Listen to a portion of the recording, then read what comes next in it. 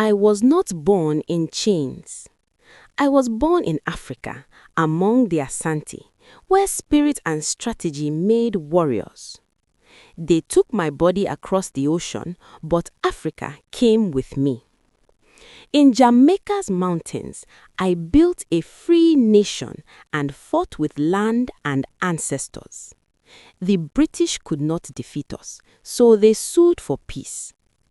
I am Nanny, Queen of the Maroons, and I was never enslaved. Now, please listen to the Griot's canvas. Before history wrote her name in ink, it was carried in breath, drumbeat, and memory. Before Jamaica, before plantations, before the crack of the overseer's whip, there was Africa. There was the Asante Empire of West Africa in what is now Ghana, a land of dense forests, golden rivers, disciplined armies, and spiritual law.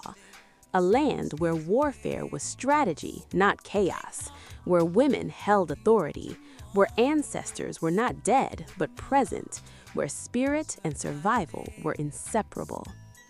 From this land came a woman whose birth name history may never fully recover, but whom the world would come to know as Nanny. She was not born enslaved, she was born African. She was shaped by a Khan cosmology, by the understanding that the visible and invisible worlds overlap, that protection, foresight, and power do not come only from weapons, but from alignment with ancestors and spirit. In Asante society, priestesses, Okomfo, were conduits of spiritual force and political authority. Nanny did not emerge from nowhere, she emerged from a system. That system was shattered by European greed.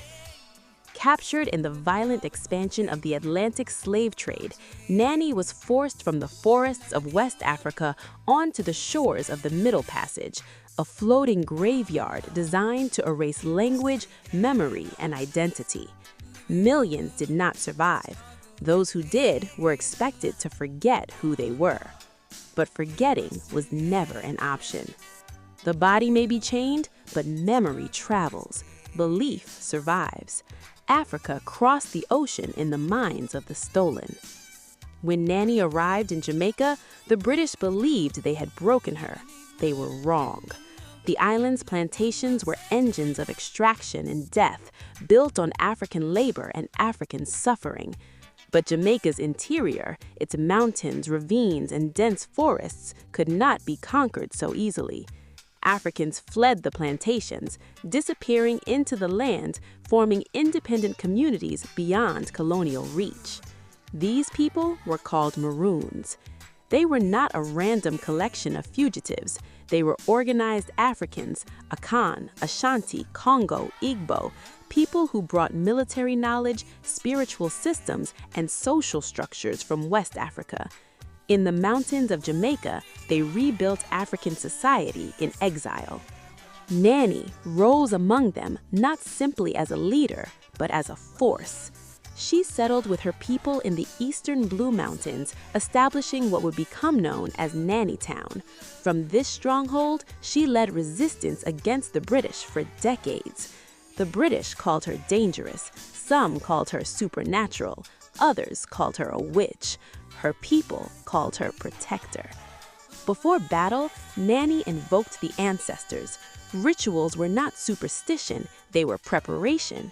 Spiritual grounding sharpened focus, strengthened morale, and unified her warriors. The British did not understand this, and that ignorance became their weakness. Colonial soldiers recorded their fear. They wrote of ambushes that came from nowhere, of gunshots that missed, of warriors who vanished into the forest like spirits. They believed Nanny could catch bullets. Whether literal or symbolic, the effect was real. Soldiers fought afraid. Fear kills discipline. Fear fractures armies. Nanny's power was psychological as much as tactical. The Maroons fought using guerrilla warfare, a style deeply familiar to West African military tradition. They avoided open-field combat. They struck swiftly, vanished quickly, and never fought on enemy terms. They used the land as a weapon. Hidden paths, concealed villages, cliffside lookouts, and dense foliage turned the mountains into a living fortress. Banghorns echoed through the forest, communicating across miles, coordinating attacks faster than British forces could respond. British troops marched in rigid European formations, ill-suited for jungle warfare.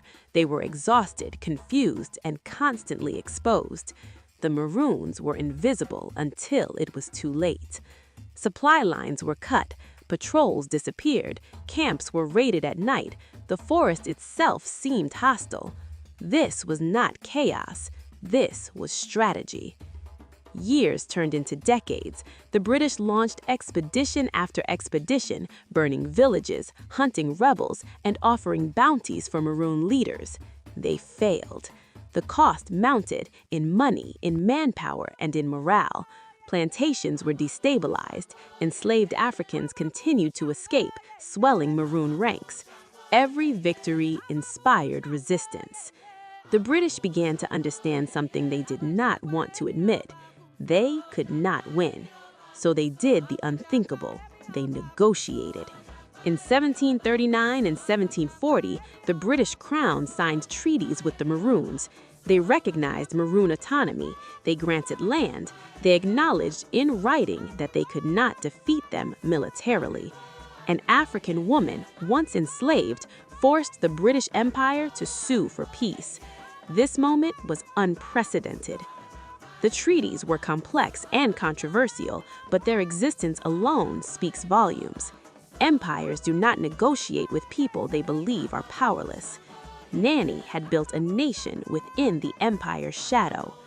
Nannytown stood as proof that Africans did not accept slavery as destiny, that resistance was not spontaneous but organized, that Africa did not disappear in the New World, it adapted. After her death, her legacy did not fade. Today, Nanny of the Maroons is a Jamaican national hero. Her image appears on the Jamaican $500 bill. Her name is spoken with reverence. But her story is larger than one island.